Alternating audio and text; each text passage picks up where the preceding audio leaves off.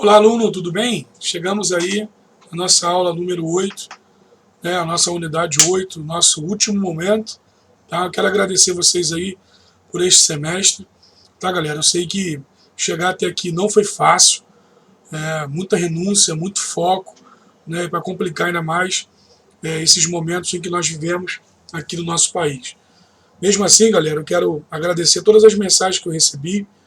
Recebi muito carinho de vocês esse semestre, muitos elogios, alguns conselhos também que são muito válidos, tá, galera? Até mesmo para gravar um vídeo, para falar, para fazer atividade, muitos apontamentos, e eu pego tudo isso como aprendizado para melhorar ainda mais esta prestação de serviços. Tá bom, galera? Muito obrigado e conte comigo aí para o que você precisar.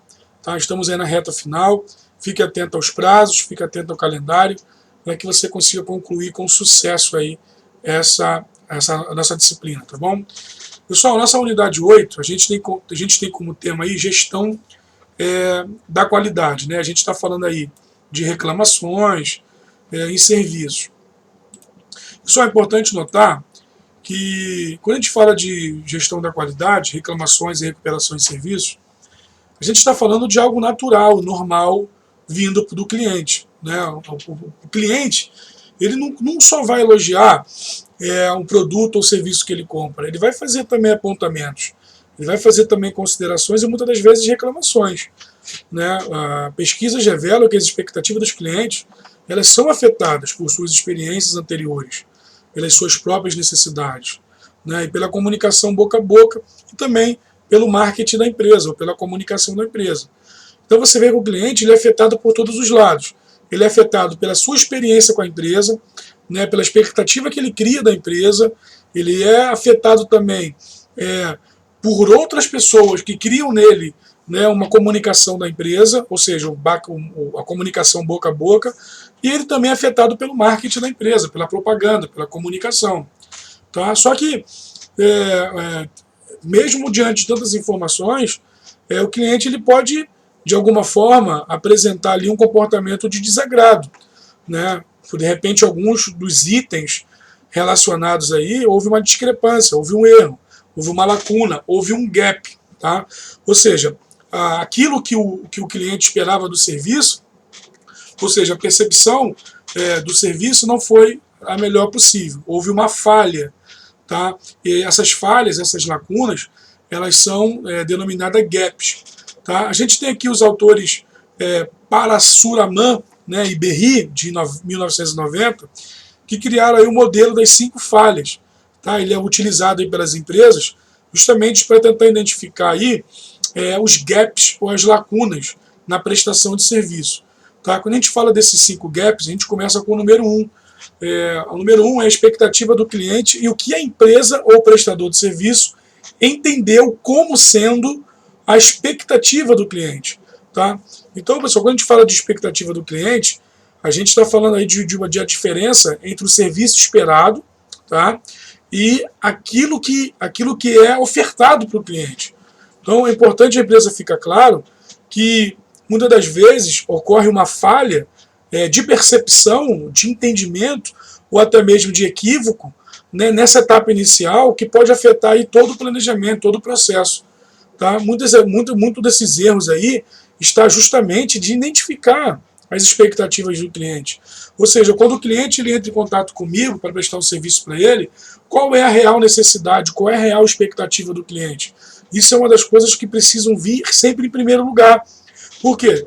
Porque a empresa ou o prestador de serviço, ele precisa de alguma forma entender a expectativa do cliente, fazer pequenas perguntas, conversar, entender, antes de prestar um serviço, porque muitas das falhas ocorrem logo no início, justamente pelo prestador não saber algumas nuances daquilo que ele está fazendo. Tá? O Gap 2, pessoal, é o entendimento da empresa sobre a expectativa dos clientes e as especificações que ela elabora para atendê-lo. Agora, no Gap 2, a empresa ela já sabe, quais são as expectativas dos clientes. Agora a empresa precisa fazer um plano de ação para atender essas expectativas dos clientes.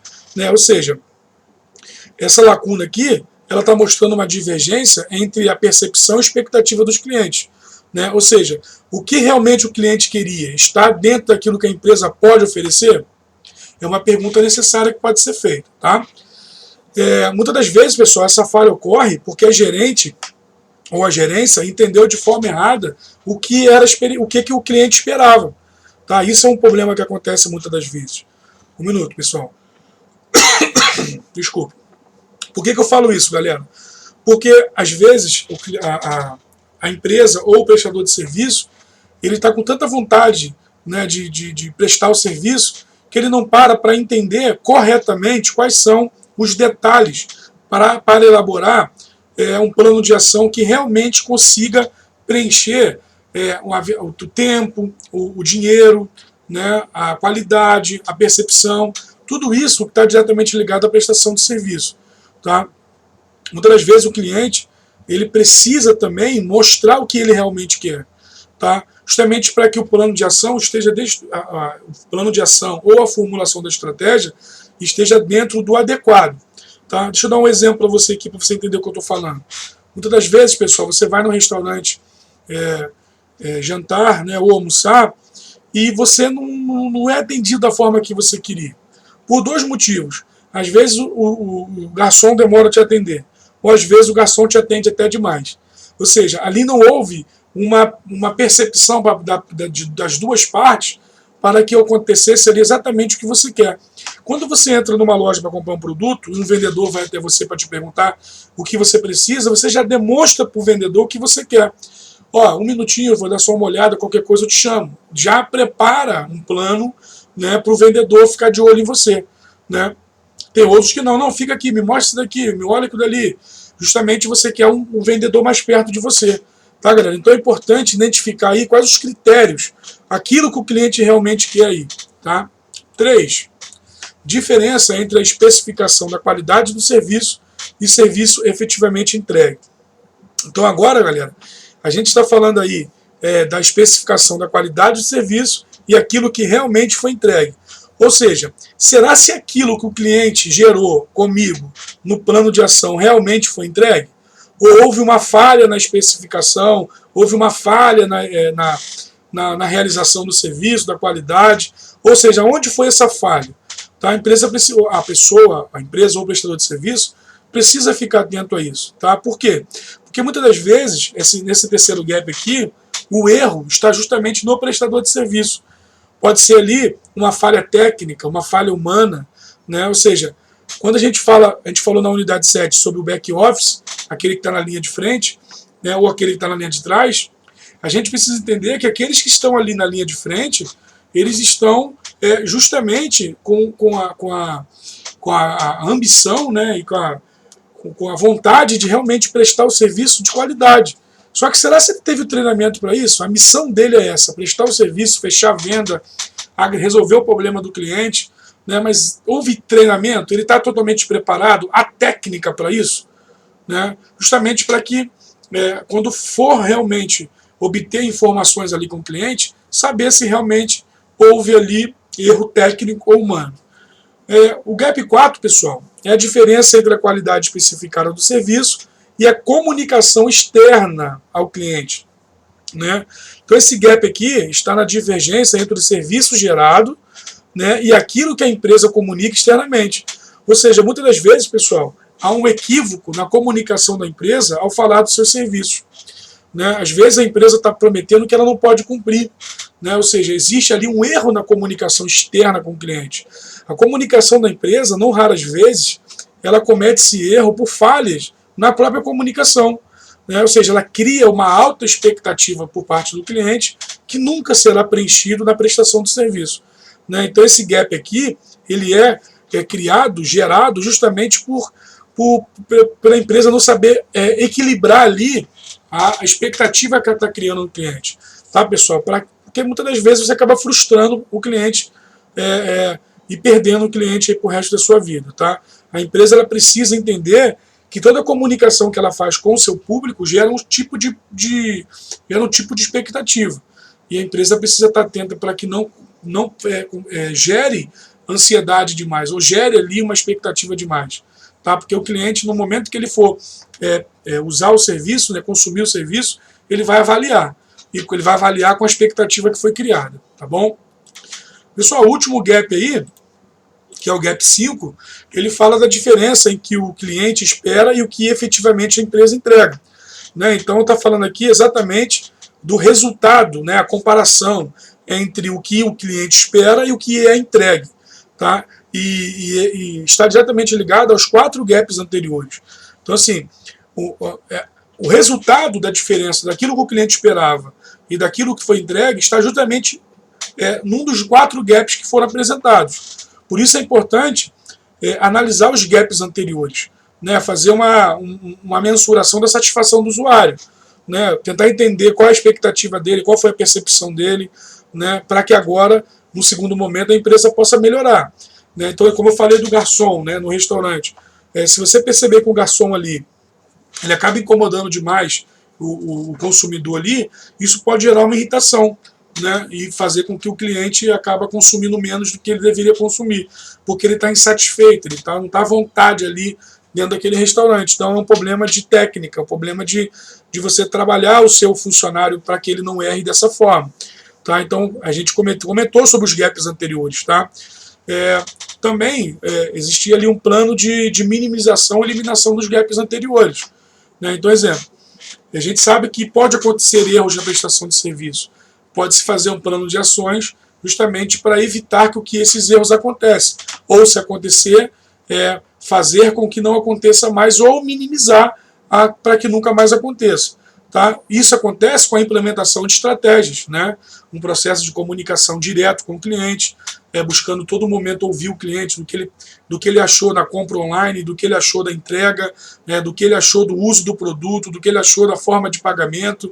Tudo isso, pessoal, é para a estratégia de comunicação, justamente para a empresa ter tudo que ela precisa para produzir e prestar um serviço melhor.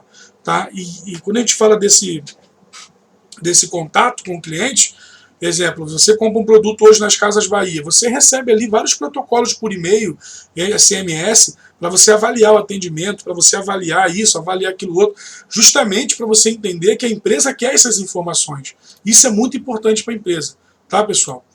Pessoal, a gente precisa falar um pouquinho de reclamações e reclamantes, né, porque se tem uma coisa que o cliente de prestação de serviço faz, justamente comunicar. Eu estou falando aqui de comunicação, né? Existe uma comunicação entre o cliente e o prestador de serviço, tá? E às vezes uma reclamação do cliente em si não é nenhuma reclamação, ele está fazendo apenas os apontamentos, né, para que não possa acontecer novamente com outros clientes, tá, pessoal? E muitas empresas de serviços não sabem lidar com reclamações. Muitas empresas ainda hoje, pessoal, acham que o cliente ele não tem direito de reclamar. As reclamações para muitas empresas elas não são bem-vindas. Tá? E a melhor forma de você conquistar um cliente que está desnutrido, né, da capacidade de aplaudir a sua empresa, né, é você resolver o problema dele. Tá, pessoal? Então, quando você liga para uma operadora e reclama que a sua banda larga não está legal, você quer que ela solucione o seu problema. E o que você quer? Uma banda larga que funcione. Né? Então, o que acontece? Quando esse problema ele não é solucionado, isso gera ainda mais insatisfação. Né? Então, as empresas precisam entender que hoje os órgãos de defesa do consumidor eles estão aí justamente para tentar eliminar esses gaps, né, de reclamações sem resolução de problemas. Tá, pessoal? Principalmente na prestação de serviço. Muitas das vezes, pessoal, quando você resolve um problema de um cliente, né, você gerando um relacionamento com ele, você acaba fazendo com que esse cliente se transforme num cliente fiel ao seu produto, ao seu serviço. Né? Por quê? Porque ali você tem alguém disposto a resolver problemas. Tá? A reclamação, galera, ela pode ser vista como uma insatisfação? Sim, pode. Mas ela também pode ser vista como um momento de você melhorar o seu serviço. Né? Ou seja, quando alguém está apontando alguns gaps, alguns erros no serviço, falhas no processo, é sinal que isso é uma boa notícia para a empresa, para o prestador de serviço.